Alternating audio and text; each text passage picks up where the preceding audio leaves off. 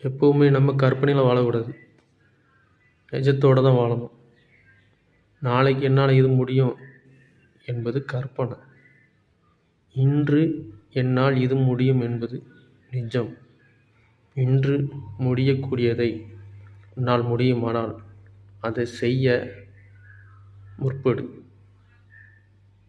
இன்று உள்ளதை தள்ளி வைத்து கொண்டு நாளை முடித்து கொள்ளலாம் அல்லது நாளை என்னால் முடியும் என்பது கற்பனை. அது நடக்காமல் கூட போகலாம்.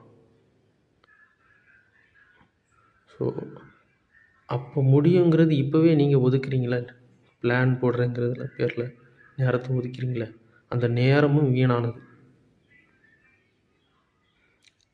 அந்த நேரத்தில் நாளைக்கு நீங்கள் அந்த இடத்துக்கு போவீங்கள்ல,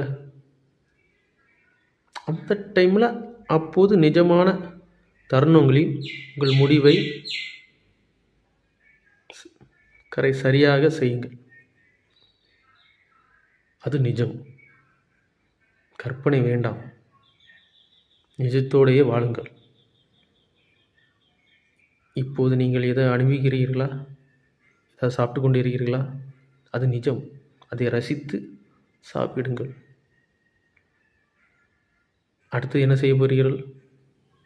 சாப்பிட்ட உடனே ஏதாவது வேலைக்கு போகிறீர்களா? அந்த வேலையில் கவனமாக செயல்படுங்கள்.